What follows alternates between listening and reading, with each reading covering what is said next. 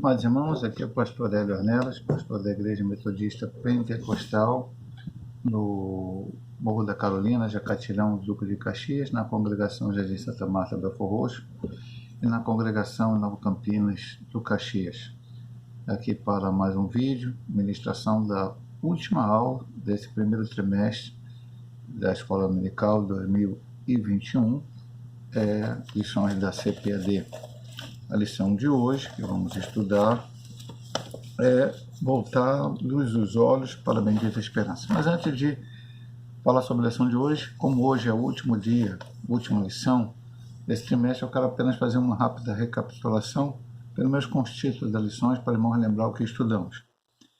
Na primeira lição, estudamos a pessoa do Espírito Santo. O Espírito Santo é Deus. Pai, Filho e Espírito Santo são Deus. A Bíblia afirma isso com muita autoridade, embora a palavra Trindade não apareça nenhuma vez na Bíblia, mas nós vemos as evidências nos escritos dos evangelhos, das cartas de Paulo, enfim, estudamos isso bem. Depois vimos a atuação do Espírito Santo no plano da redenção, a parte da salvação, como Deus agiu para salvar o homem. Quem convence o homem do pecado, da justiça e do juízo é o Espírito Santo de Deus. Depois vemos o batismo no Espírito Santo. O batismo no Espírito Santo não é sinônimo de batismo nas águas. Todo crente recebe o Espírito Santo, mas existe nós pentecostais acreditamos que existe um revestimento de poder que precisa ser buscado e que Jesus Cristo batiza com o Espírito Santo como no dia de Pentecostes. Então, o batismo com o Espírito Santo é uma realidade, uma necessidade, uma atualidade. Depois vimos a atualidade dos dons espirituais. Depois de batizado com o Espírito Santo, o crente busca os dons espirituais e o Espírito Santo distribui os dons como ele quer, da forma que ele quer, do jeito que ele quer, como ele quer. Mas temos que buscar. Temos que buscar os dons espirituais. E receber os dons espirituais, exercê-los com amor, com sabedoria, segundo o ensino da palavra de Deus. Depois vimos o fruto do Espírito, o eu crucificado. Gálatas, capítulo 5, Paulo fala sobre as obras da carne, o fruto do Espírito. Essa lição foi colocada essa dualidade, mas dando mais referência ao fruto do Espírito. O primeiro deles é o amor, e de todos advêm os outros, que são importantíssimos na questão quando a gente tem o exercício dos dons espirituais, que é também o fruto do Espírito. Isso anda junto, precisa andar junto, atrelado. Depois estudamos a santificação da lição 6, importantíssima, comprometidos com a ética do Espírito. O nome do Espírito é Espírito Santo. O que é ser santo? É não pecar nunca? Não. A Bíblia diz em 1 João, no primeiro capítulo, se não me engano, no versículo 8, se nós dissermos que não temos pecado, fazemos mentiroso. Então não é não pecar. Nós temos uma natureza pecaminosa que, como a lição de hoje vai aprender, nós vamos vencer ela no dia em que Cristo voltar para arrebatar a sua igreja, ou no dia que nós partimos desse mundo, estando com Cristo.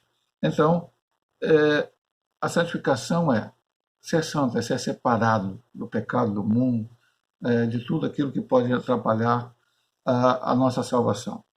Cultuando a Deus com liberdade e reverência, temos o verdadeiro culto pentecostal, diferente de muita coisa que hoje se apresenta como culto pentecostal, mas não é.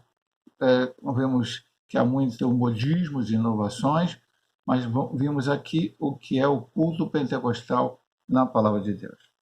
Depois vimos comprometidos com a palavra de Deus, lição importantíssima. Os pentecostais estão comprometidos com a Bíblia Sagrada e precisam dela fazer o seu manual de fé e prática. Depois vivendo o fervor espiritual, que não é hoje eu estou lá em cima fervoroso, crente sensacional, amanhã eu estou querendo até deixar a igreja, amanhã eu estou lá em cima, não. Fervor espiritual é uma continuidade que precisa ter sempre na vida do crente, sempre tem que ir buscando. Podemos ter nosso momento de dificuldade. João Batista até um certo momento perguntou, né?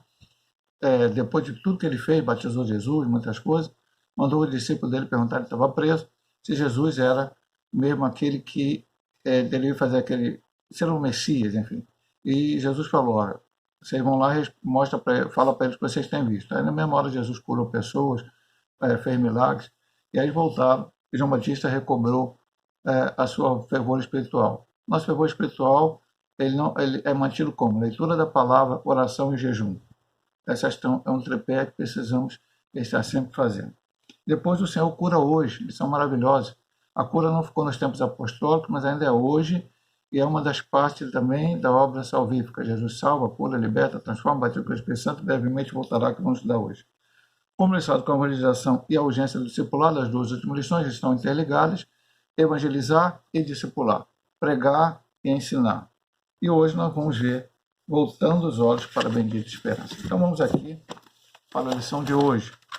Texto áureo: aguardando a bem-aventurada esperança e o aparecimento da glória do grande Deus e nosso Senhor Jesus Cristo.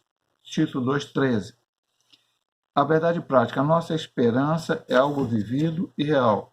Não se baseia em utopia, nem em imaginação humana, mas em fatos revelados na palavra de Deus e confirmados pela história. O objetivo geral do autor é voltar os olhos para a bendita esperança, e os objetivos específicos são afirmar que em breve Jesus virá, destacar a necessidade da vigilância e estimular o viver com fidelidade. Vamos ao comentário. A expressão bendita esperança se refere à segunda vinda de Cristo, que é a esperança da igreja desde que Jesus retornou ao céu. Essa expectativa vem aumentando à medida que o tempo vai passando. A presente lição pretende esclarecer quão breve será esse evento para que cada um mantenha a vigilância e a fidelidade. É uma realidade, como dissemos, a verdade prática de não é uma fábula, não é uma conversa fiada, não está montada em filosofia, em qualquer outra coisa. É uma realidade que Jesus disse que viria. Jesus marcou a hora, nós vamos ver lá na lição que não tem hora marcada, não tem nada disso. Mas Jesus falou dos sinais. E os sinais estão acontecendo e continuarão acontecendo.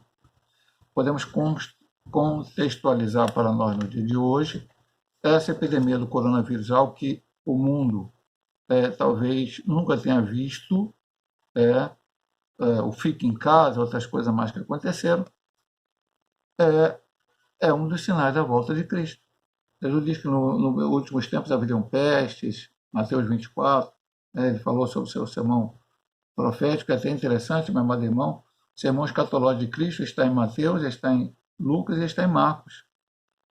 O próprio João, que não fez citação a este sermão escatológico de Cristo, ele faz menção através do livro do Apocalipse e também na sua primeira carta. Então, o assunto importantíssimo, Paulo também falou muitas vezes da volta de Cristo, Judas falou da volta de Cristo, Tiago citou a volta de Cristo, então, todos os autores, Pedro falou da volta de Cristo, então todos os autores do Novo Testamento falaram sobre a volta do Senhor. Esta é uma realidade. Precisamos sempre pensar. O próprio Jesus, no seu ministério, ele não falou sobre o seu nascimento. Ah, pastor, mas está registrado lá, o evangelista registrou. Estou falando quando Jesus começou a pregar. Jesus não falou de outros assuntos até da sua estadia aqui. O que mais pregou, o que mais ele falou, o que mais ele ensinou, ele preparou-os para isso, era a sua volta, né? A sua partida. Ele teria que morrer na cruz, teria que ressuscitar ao terceiro dia, subir ao céu, e que brevemente ele voltaria para buscar a sua igreja, está evidente em todos os evangelhos. Então, é bíblico. E os sinais estão aí para comprovar isso.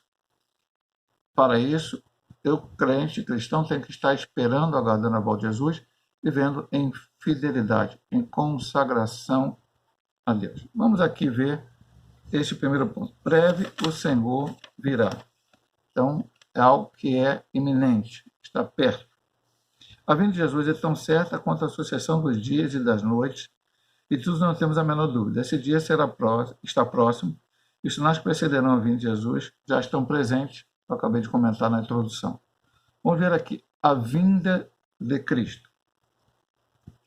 A segunda vinda de Cristo é uma verdade ensinada na Bíblia inteira, com abundância de detalhes nos evangelhos e nas epístolas.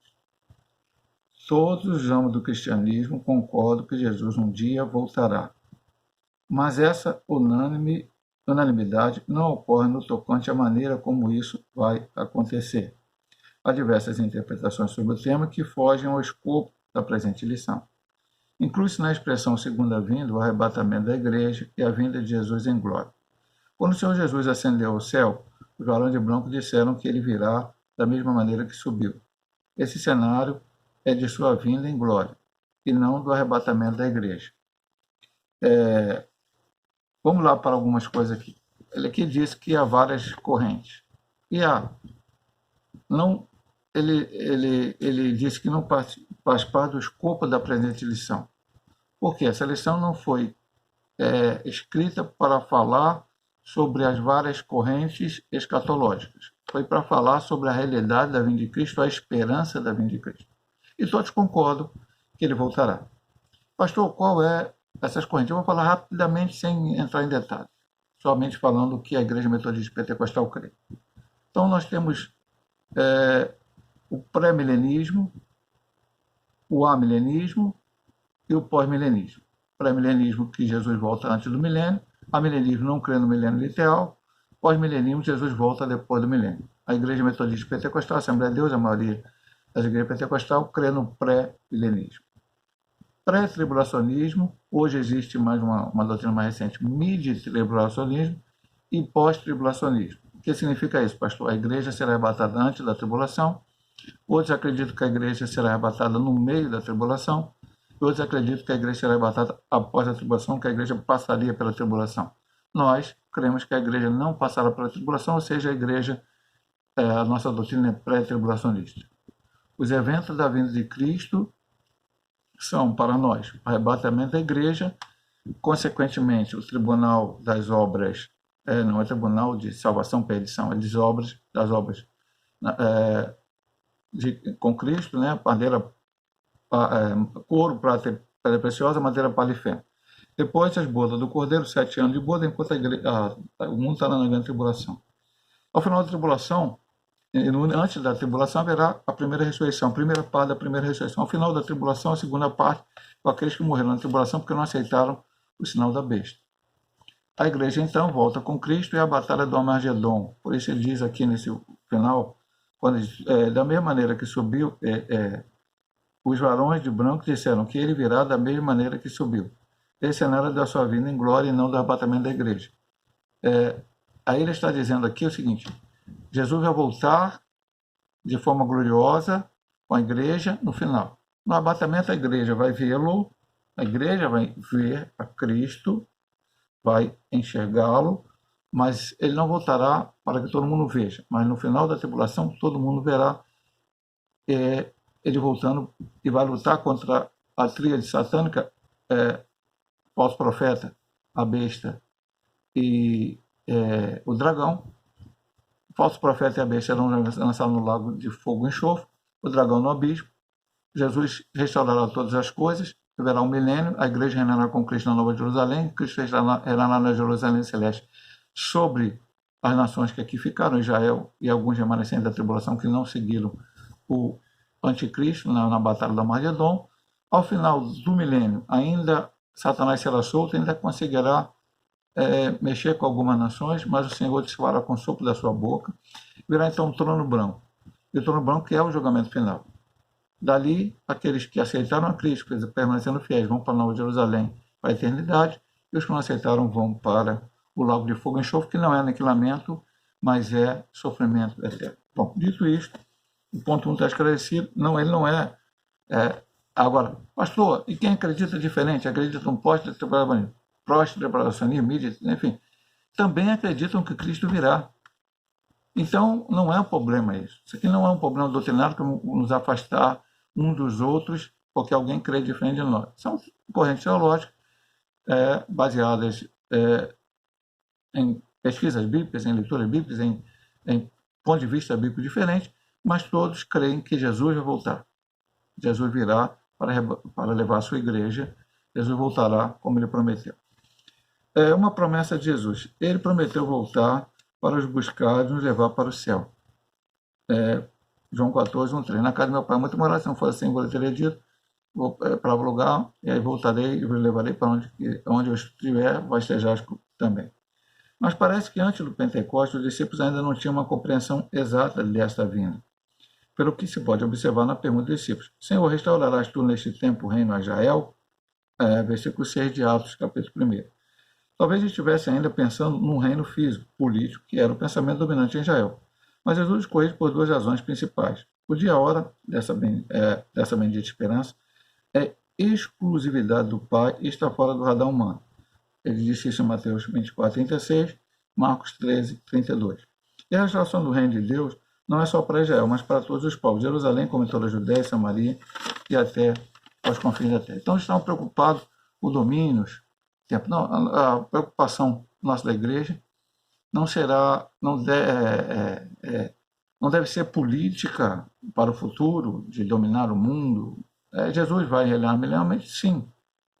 Mas não é reinar. Esse reinado milenial de Cristo nada tem a ver com qualquer reinado, qualquer império, qualquer domínio, qualquer sistema político que já houve nessa terra. Porque nós temos democracia, comunismo e outros mais aí. Temos isso, temos aquilo, república. Isso é coisa humana, tem falha, tem corrupção, tem problema, tem tudo, desvio, socialismo, TV de terceira via, vai por aí por fora. Nós estamos falando de teocracia, Deus governando. Quando Deus governa, não tem falha. Quando Deus governa. Quando Israel era dominado por Deus, havia problemas, sim, o povo pecava por cada ser pecaminoso. Mas aí eles pediram um rei. Aí Samuel falou assim, poxa, estão rejeitando a mim, que sou o juiz. Aí Deus falou para ele, corrigiu ele, falou, não estou rejeitando a você, estou rejeitando a mim, porque quem reina sou eu. Quem reina sou eu. Eu que sou aquele que está à frente. Teocracia. Deus no controle. Deus dando as ordens. Falar de teocracia no dia de hoje, o mundo vai ficar espantado. O mundo quer o controle, o homem quer o controle. Quer o controle por quê, pastor? Porque quer o controle porque quer fazer do jeito dele. Quer o controle porque quando achar uma solução para algum problema, por exemplo, aí está a vacina. Eu quero dizer uma coisa, minha amada irmã, eu sei que muitos talvez não concordem comigo, mas eu quero dizer uma coisa para você, eu creio da seguinte forma. Homens estudaram. Homens pesquisaram. E chegaram a conclusões e conseguiram uma vacina, ou várias vacinas, como está aí. Ontem eu ouvi falar um debate na televisão tem já parece que 70 empresas dispostas a fazer vacina no mundo, não que todas estejam fazendo. O Brasil, essa notícia ontem que o Brasil vai ter uma vacina própria, já teria uma que é adiante pela Fiocruz, e agora o Butantan, em São Paulo também, totalmente brasileira, sem precisar de insumo de fora. Então, a ciência, sim. Mas para que o homem chegasse a essa conclusão toda, Deus deu sabedoria ao homem. O cientista da Idade Média pensava que o mundo era plano, que a Terra era plana, que as pessoas caíam, e a Bíblia já dizia que a Terra é redonda, Deus está sentado sobre o teste. Enfim, há várias situações escritas na Bíblia Sagrada que não são contra a ciência, pelo contrário, apoiam-a. Nós cremos que existe um Deus que está no controle de todas as coisas, inclusive dando sabedoria a esses homens. Pastor, mas o homem não vai dar. O homem vai dizer que é ele que é inteligente, que ele é sábio, que ele fez, que ele aconteceu, que ele é o bambambam.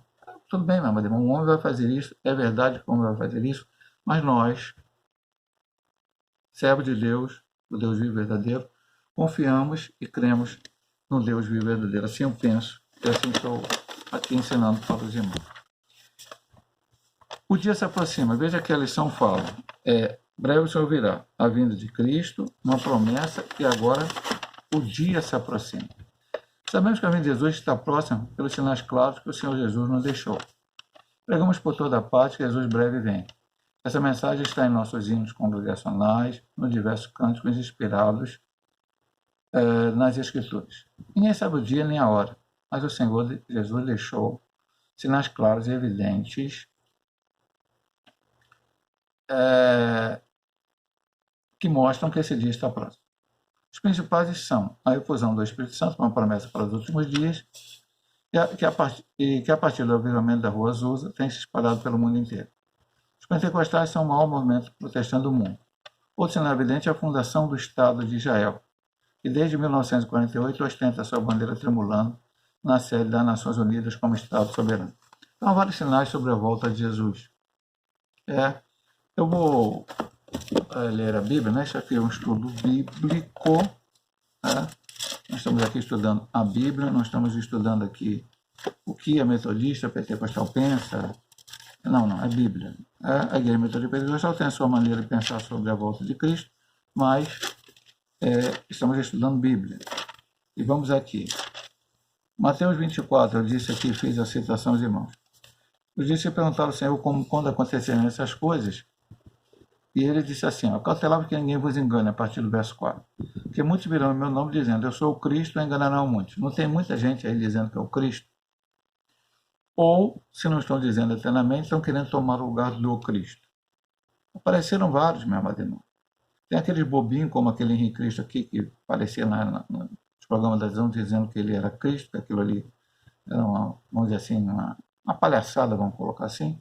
Mas há outros aí, como o Reverendo Mundo, tem uma igreja grandíssima no mundo, dizendo que ele é o novo Cristo, ele é a mulher dele, ele já morreu, mas bem. Um outro aí de uma igreja crescendo em Graças, tal de Zé Luiz, não sei das contas, aí de um país da América Central, também dizia que ele é o novo Cristo. Então, muita gente dizendo. E outros mais apareceram aí, David Koresh, outros líderes aí que mataram várias pessoas. Enfim. Eu virei de guerras e de humor de guerra. Olhar, não vos assusteis, porque é mistério que isso tudo aconteça, mas ainda não é o fim. Pastor, hoje tem guerra? Tem, meu amado irmão. Tem guerra em vários lugares. A Síria está em guerra há 10 anos, uma guerra civil. E há outros países em guerra, não é só na África, há guerra em vários países.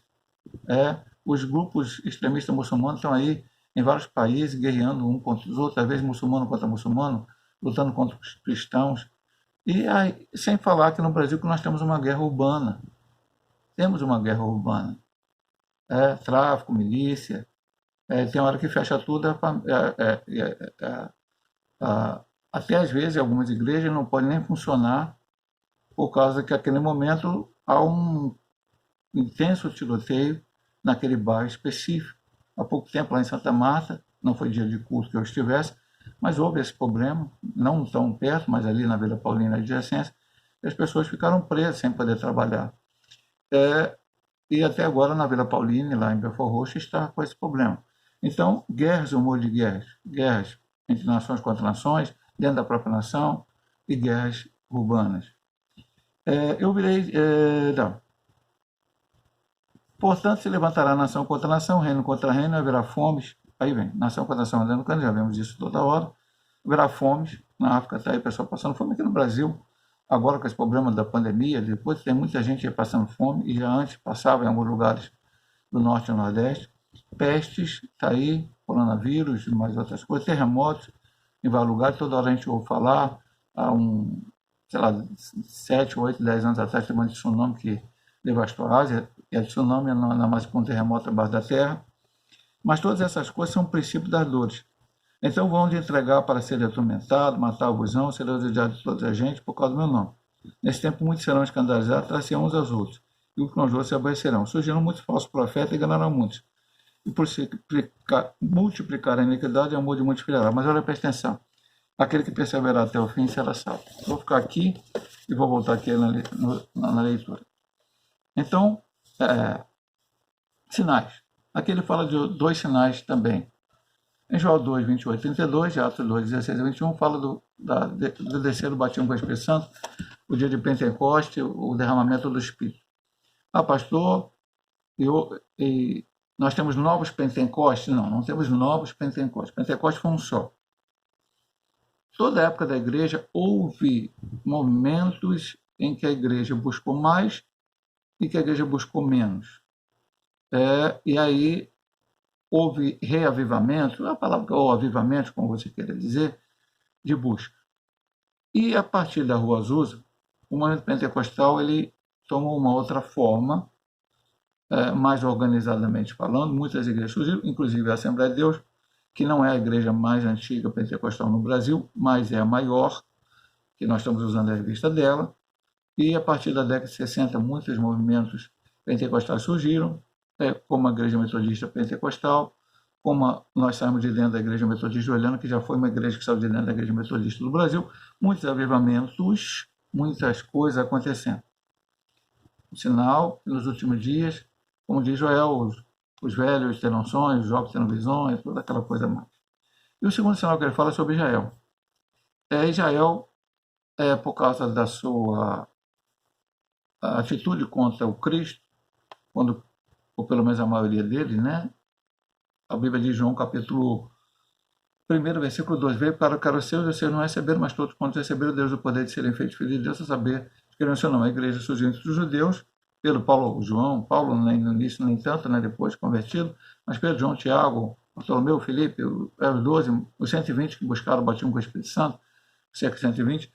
Então, entre os judeus, mas a maioria não, e disse que não queria. E no ano 70, da era cristã, eles foram expulsos da sua terra e levados para várias nações. Em 1948, quando Oswaldo Aranha era o presidente da ONU, ou de uma comissão da ONU, não sei direito, era um brasileiro, houve reuniões e já voltou a ser um Estado, criado o Estado de Israel. E como ele diz aqui, desde 48, aquela bandeira com a estrela de Davi tremula também na ONU, faz parte da ONU. É um país. E desse país saíram muitos Nobéis de todas as áreas. Nobel é aquele prêmio dado à pessoa que se destaca numa área. Economia, ciência, medicina, muitos. Israel é uma potência bélica também. Israel tem prosperado.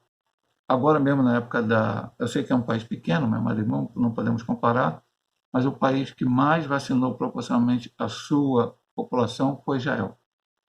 Então, é uma nação que tem se destacado. Ele cita aqui, né? Jesus disse 21, 29 a 31, e Jesus falou, né? Quando a figueira florescer, está perto da minha vinda. E aí nós pentecostais cremos, tem alguns que não creem dessa maneira, que a figueira se refere a Israel. Israel está florescendo como nação, o templo será reconstruído, e aí então Jesus vem e arrebata a igreja e a leva para o céu. O dia se aproxima. Hora está marcada? Não vamos ver depois que não. Vai ser falado mais na frente sobre isso. Mas os sinais estão aí. Temos que olhar para eles, contemplá-los e nos preparar espiritualmente para isso. Nessa Semana Swap sempre são 2 vídeos. Nesse primeiro vídeo estudamos a introdução e o ponto 1. No segundo vídeo estaremos estudando o ponto 2, o ponto 3 e a conclusão desta lição.